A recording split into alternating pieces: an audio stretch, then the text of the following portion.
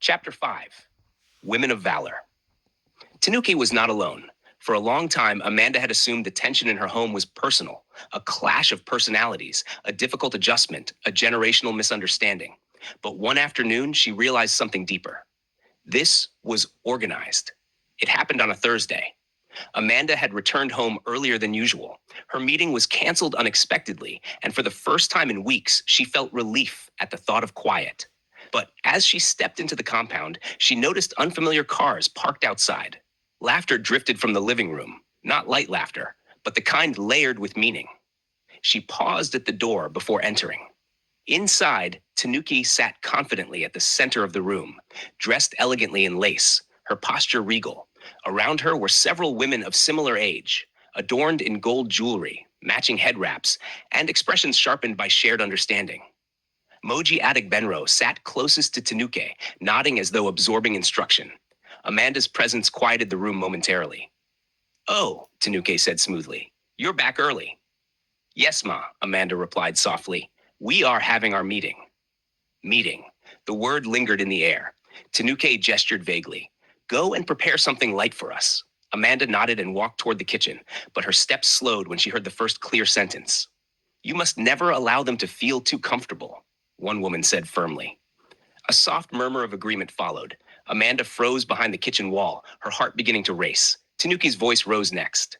"These girls of today think marriage means equality." Laughter filled the room. "If you don't establish authority from the beginning," Moji Adegbenro added, "you will lose your son." Lose your son. Amanda's stomach tightened. She had never seen herself as something to compete against. She had never imagined being viewed as a thief. She leaned slightly closer, unable to stop herself from listening. That was when she heard the name. "We call ourselves Women of Valor," Tanuki announced proudly. The title sounded noble, powerful, spiritual even. Amanda felt confusion flicker through her. Valor meant courage, strength, integrity. But the tone in that room carried something else. Their goal was simple: ensure their daughters-in-law never forgot who truly ruled their sons' homes. "And if she doesn't fall in line," one of the women said casually, sipping her drink, "we report her."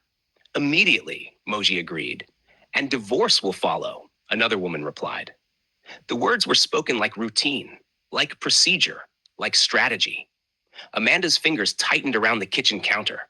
They were discussing divorce as discipline, marriage as leverage, control as legacy. Tanuki's voice lowered slightly but remained firm. "You must train them early. Correct everything. Don't let them take over the kitchen. The kitchen is power." Amanda felt her throat close. The kitchen, that was never about food. It was about control. Another woman chimed in. "My daughter-in-law tried to suggest changing the living room arrangement. I told my son immediately. He handled her." Handled. Amanda's breathing grew shallow. They met weekly. They compared control strategies. They discussed obedience. They measured success not by peace but by submission. Moji Adegbenro leaned forward. "My Lara is stubborn, educated, working, thinks because she contributes financially, she has a voice." The room hummed disapprovingly. Tanuki shook her head slowly. "These modern girls need reminders." Amanda felt her heart break in quiet disbelief. She worked. She contributed. She sacrificed. And somewhere in that room, she was likely being discussed too.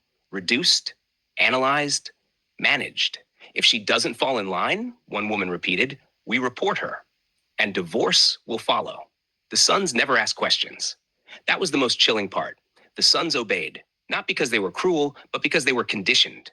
Conditioned to believe loyalty meant compliance. Conditioned to see their wives as replaceable. Conditioned to protect their mothers above all. Amanda stepped fully into the kitchen now, her hands trembling as she prepared small chops and tea. Her ears still burned from what she had heard. Women of Valor. The name echoed in her mind bitterly. Valor meant bravery in the face of danger, but there was no danger here. Only dominance, only fear disguised as wisdom. As Amanda carried the tray into the living room, she forced a polite smile. Tanuki accepted the tray without gratitude. "Place it there." Amanda obeyed. She felt their eyes on her, evaluating, calculating. Moji Adegbenro studied her closely. "This one is quiet," she observed. Tanuki smiled faintly. "For now." The women laughed. Amanda's chest tightened. She felt like prey being assessed. When she returned to the kitchen, she leaned against the wall and allowed silent tears to fall. It wasn't just her home. It wasn't just Tanuke. It was a system, an alliance, an unspoken war against daughters-in-law. The emotional weight of it crushed her. She thought marriage meant partnership. But somewhere else, in weekly gatherings with snacks and polished smiles, marriage was being treated like territory, like something to guard aggressively. Later that evening, when the women left, Amanda gathered the courage to ask gently, "Mummy, what is Women of Valor?" Tanuki paused before answering. "It is a support group," she said smoothly. "We teach each other how to maintain our homes." Maintain? Amanda swallowed. "And what about daughters-in-law?" she asked softly. Tanuka's eyes sharpened. They must understand their place. The finality in her tone left no room for discussion. That night, Amanda lay awake again. She replayed every sentence she had overheard. Divorce will follow. Report her.